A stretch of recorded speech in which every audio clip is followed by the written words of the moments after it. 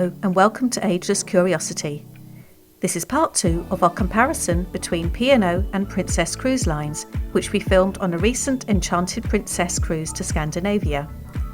Do check out part 1, where we covered ship design and styling, food and cabins.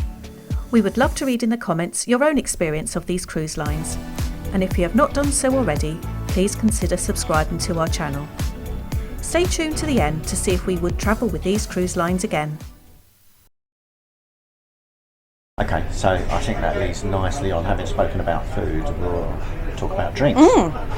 So on Princess, we have picked up the drinks package, haven't we? Which we were fortunate to get for really good value. £30 a night for your drinks, your Wi-Fi, and the word I can't say, gratuities, tips. Gratuities. Yeah, Yes. Which is exceptional value. So on P&O, the drinks package alone was $39.95 per night. They just do not compare. No, do not compare at all. And also the range of drinks within the package. So here we can have a drink up to $11. And so the cocktails, most of the cocktails, amazing cocktails, come under that category, and the nice wines. And they keep doing in the main dining room, they call it doubles. So Yeah, it's almost forced. Listen, we're not big drinkers by any means, but it's just economy of scale. It just makes perfect sense. The weather here has been fantastic on our current cruise around Scandinavia, and when you get on board, it's I must have like a mojito or a margarita or something like that, and it's just fantastic not to be able to think about it. If that to be on P&O, you'd be going, okay, well that's another 20 quid, that's another 20 quid. the prices are reasonable on P&O, and we did have a drink, but I have to say, because of the package, you do tend to have a little bit more. And mentioned earlier, it includes the speciality coffee, so we've had a nice coffee each day as well. Yeah, having a package means you don't need to think about it. I think that's the key, isn't it? Yeah. And that's really, really good. Highly recommend it. Now, what about ordering of the drinks? So this again is one of these little bit controversial areas with this medallion. This medallion, we'll talk about the other features of it a bit later on, but one of the features is it links with an app on your phone, where you can, when you get to a venue, open up the app, find the venue, and then order some drinks. Now you have to order it. This is a little bit of an odd thing. We've both got the package, but we have to order the drinks on our own phones separately. If I order for 2 drinks on my phone, I'll get charged for one of them. So we've had a bit of a competition here. So we've ordered drinks at the same time. We've sort of count down 3, 2, 1, order now, and see who comes first. Now, when it comes to the room, and this is amazing, you do not have to pay extra for it to come to your room. It's absolutely amazing, fantastic service. But we've done this up on the deck, and sometimes the drinks don't arrive for one of us, bizarrely. Yeah, that strange. That has happened. It's dropped out. Again, sometimes they're just so busy I think that happened to me a couple of times on Sea Day when we were up on deck, because everyone is ordering drinks on them, and then sometimes it will say your drink's being delivered, but not to me. Someone else. Someone else has whipped them. We had that in Take 5 the other night. Yeah. We ordered 2 of the same drinks. And the poor girl clearly couldn't find us, and then she said, "Are you so?" And they went, "Yeah." They picked the drinks up and then walked out. So, it is what it is. Thankfully, on the package, we've got enough to cover ourselves. So it can be hit and miss. My advice is, if the place is busy, it's quicker to go up to the bar. Absolutely, yeah, and it saves the staff having to come around and find you as well. They've got enough to do, but sometimes it's been I'm very nice. And I'm also certain that if at some stage, if not already, and we just haven't found out how to do it, both of you are on the package, and then you order via the app or whatever, it's okay. It will just link the 2 of you together. I think if I haven't sorted it already, I'm sure that will happen at some stage. Yeah. Because it makes sense. If you've got people linked to your account on the package, then why is it an issue? It shouldn't be an issue. Exactly. Well, while we're talking about the app, why don't we talk about the medallion itself? So when you arrive at the port, you're given your medallion. There's different colours depending on which status you are with the cruise line, and they give it to you on a lanyard. We've chosen to buy it's literally off eBay, sort of little watch with different colours that it can fit in. I don't really want to wear it around my neck. I feel like I'm at work, so I've chosen to have something on my wrist. But when you walk up to your door, basically it unlocks it for you. You can see on the screen by the door. Actually, I'm going to say at this point, this is a little bit, You're going to whinge, aren't you? I'm going to whinge. When you walk past people's doors, it has their name, their first name and surname there, and I'm not too comfortable with that, everybody knowing who you are. I mean, I've got nothing to hide, but yeah, it is a little bit, a bit strange that you know who's inside that room, their name. But they obviously must have passed GDPR requirements, or else they wouldn't be allowed to do that. But, Yeah, unusual. it's something a number of people have commented on. But it is what it is, I guess. Yeah, but the app has been great for us. I have to say, I have to log off. No, it logs me off, and I have to log on again when I want to go and look up something. It's okay. And the Wi-Fi then itself has been okay. I've been able to get, messages from the children on WhatsApp and emails if I've chosen to look at them. That's been okay. It has worked fine for me. Yeah, it's not been too bad at all. I have to say it's been better than it was when we were on Sky. Yeah. So that's a bonus. I'm sure it's only going to improve over time as well. So that's a plus for me. Yeah, and I think the individual people have problems with it, whether it's the age of their phone or the type of phone or their understanding of it all. I think it's not for everyone. Appreciate that, but it's been useful for us. And just to think, all that and your drinks packages included for what we paid, and gratuities for 30 quid a day. Yeah, that's not bad. now they have got some different levels with that now. Even the one that we paid, the £30 one, is now £40 per night. Not sure what dollars that would be, but We'll put it on the screen. Yeah, we'll work it out. But now they have an actual Princess sort of plus. They've got an extra level where you get even more higher level drinks. Now I'm not sure what they'll be, because most drinks come under the $11, so whether that's going to change in time we're not sure. That's £60 per night, but you also get 2 speciality meals during your week.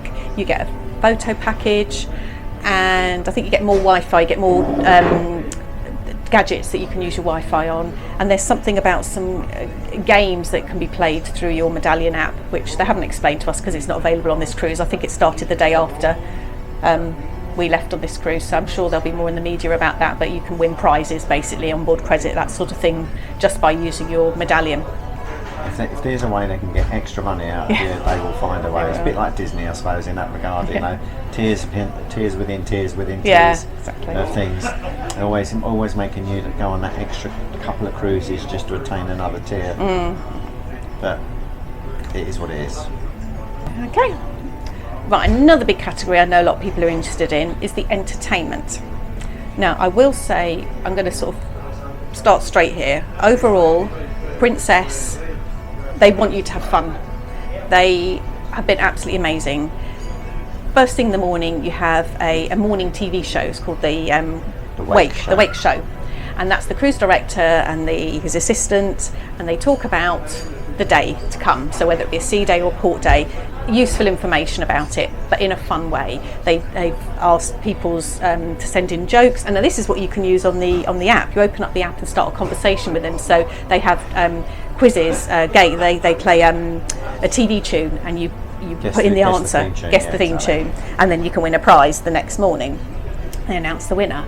But it is a fun show, and from the very moment you wake up to when you go to bed, there is so much on this ship to do. You're spoilt for choice. In fact, we normally go to bed fairly early, but we don't want to miss out. So there's lots and lots of things. There's lots of quizzes. Princess Live is amazing for quizzes. All sorts of different, whether it be music, whether it be sport, trivia. Fun things. What did we do the other day? What was it called? The majority rules. The majority rules, and that was great fun. So there was no wrong or right answer. They asked a question like. We were playing it seriously, which is obviously very British of us. But once we got the hang of it, anything goes. Then that was it. It was the most popular answer, basically. It was really good, really sort funny. of won, and you got a point for that. But that was good fun. Yes, no.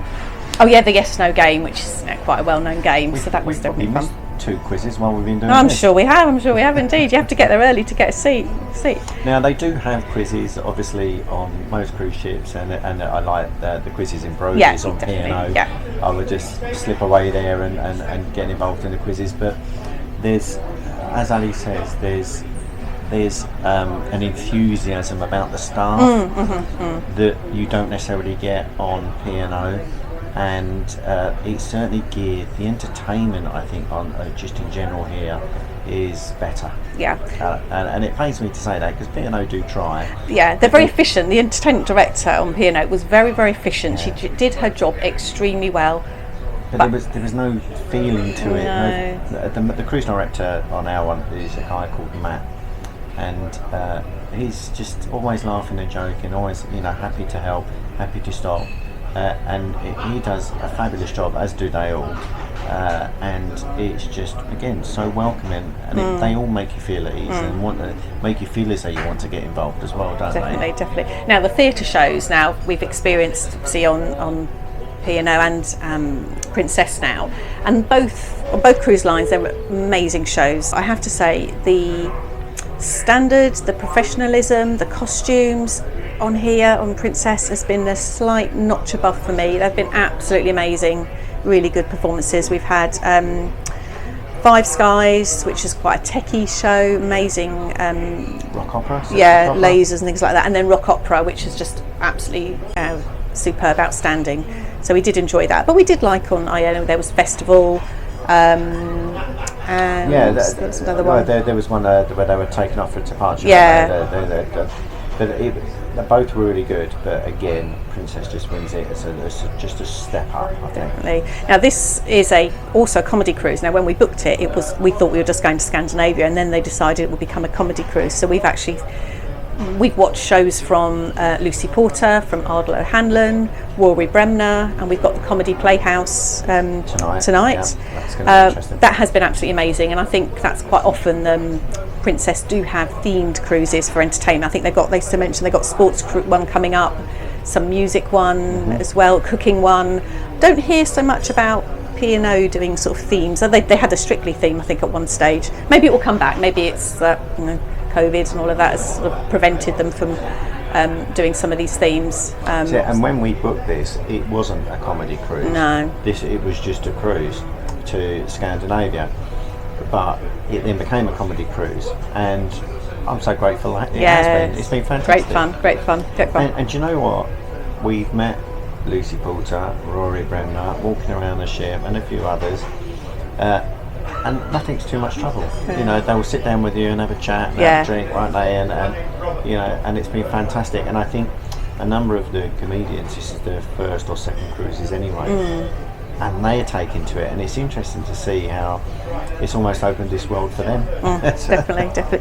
Now, one thing that was on P&O that they don't have here on Princess is the Limelight Club. Now, we did thoroughly enjoy that on P&O. Yeah. So that's where you've got speciality dining and a themed sort of either a singer or a comedian of some kind, some sort of music act, which has been absolutely fantastic. So yes, it was an extra price, but it sort of was fantastic. We did that on the formal night. Now here on Enchanted and Princess, in a 7-night cruise, we have 2 formal nights.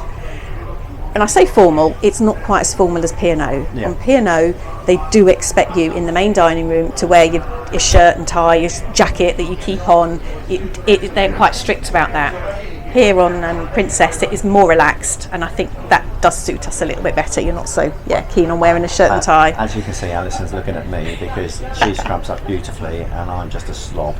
So I do struggle with the formal nights a bit because I'm just in general a really relaxed guy, and I can't be bothered with all that. But yeah, you're right. There's again, Princess, is far more relaxed about this sort of thing, and I think that probably suits me a little better. Yeah. Right, what else we've got? The casino on Princess is definitely bigger. I mean, it is catering for more of an American market, and I think they tend to use the casino more than us Brits. And I mentioned before about it, you're allowed to smoke in the casino on Princess, not on P&O. Yeah, the casinos are certainly far bigger on Princess than they are on P&O, that's for sure, aren't they? Now, I've had line dancing on both cruise lines. That's been great fun. I think I'm missing that today because I'm here, but I think I've done so much walking. I think I've. If in 10 minutes you're stuck with me, I'm apologise. She's off. The clubs. There are a couple of clubs as well. The jazz club, yes. I think. Oh, yes. Take Five. Take Five, we're not big jazz aficionados, but again, it's such a great place to sit back and just relax and listen to some great music with some great cocktails. And I just love the design in there as well. The decor in there is fantastic, isn't it? And it's of a style where you can actually sit. The seating sort of seats a few people. No, we're just the two of us, but there's groups of seating, and we've been able to have conversations with people that we've met, and that's been really nice to sort of have a chat with somebody with the music in the background. It's been really lovely, and that's one of our favourite venues here. Definitely. And I think the equivalent on P&O is the 710 Club. And whilst we haven't spent too much time in there, it's a lot smaller. And I think, again, this is what we like about the compartmentalising, or the different zones and the different areas in Princess. They're all of a size that suits the venue. I think the 710 on Iona is too small. It can probably only hold about 50 people. And it's a set time you have to arrive at. In fact, you queue up outside to get in, and you all go in for that length of time. Whereas on Take Five, you sort of come and go to suit you. Yeah. And they have lots of shows throughout the evening. The one thing I would say about Take Five is that it seems to be a bit of a thoroughfare for the Princess Theatre. Yeah, because if you don't go through there, through the Take Five, you go through the casino. So if you don't want to go through the casino, people end up walking through Take Five. Yeah, which must be quite off-putting for, well, I'm sure they're used to it by now, but if you're a musician and you're trumpeting away or banging away on your drums and everything else, and every 30 seconds someone's walking past you and your audience, it could probably be a little frustrating, I've no doubt. Definitely, but there's always something to do. I mean, you can literally do nothing. You can just sit in a corner with a book. Actually, there's no library on here. There was a library on Iona. I haven't noticed a library. No, I've not come across here. a library. There's an internet cafe, which always strikes me as a bit of a waste of space nowadays. But you don't feel you have to join in with all the activities going on. You can just chill somewhere quiet. Exactly, just relax and enjoy it. Okay, so I think we're drawing to a close now. This last point, probably about staff in general and the services that both cruise lines offer. I don't know about you, but I think the staff on all cruise ships are fantastic. They're really good. They do an amazing job. But again, I have to say, the staff on Princess are fabulous. They're fabulous. Nothing is too much. They're also diligent. They're also happy. Yeah. And they're always cleaning. I feel really, full of admiration. I know they've got a job to do and everything else, but part of me wants to get down there and help clean it as well. And we're stepping around so we don't mess the floor up as we're walking over it. Scrubbing the grout and the tiles on the floors and painting and varnishing and everything. And they'll look up and say good morning to you. They're just amazing. So I have to say they're really, really good on this cruise, aren't they? Yeah, and our cabin steward, Ricardo. Shout out to Ricardo. Yeah, exactly. Shout out to Ricardo. If you're watching this, thank you so much. And what we do have on this particular cruise, we haven't had any time before, is actually a turn down service at night. Now, we were not expecting this, and we feel we don't really need it, but we come back in the evening, we've got fresh towels, the bed's been made up again, they've taken away the cushions that are there for sort of we seem to effect. Have different cushions and pillows for different times of the day. We'll turn up after having been out on a port excursion, come back in and there's a pillow there, and we'll go and have something to eat, come back for the evening and it's gone. Yeah. Where does it go? No towel animals, but that's fine. And no chocolates on the bed, we don't get any of that, but you do get, they close the curtains up in the evening as well in the room and clean the mugs if you've used them. We weren't expecting that, but overall the service on both cruise lines has been absolutely amazing. Again, I think just slight edge for Princess. Yeah, it's a bit of a landslide, isn't it, really? Poor P&O. But don't let us put you off P&O at all. No.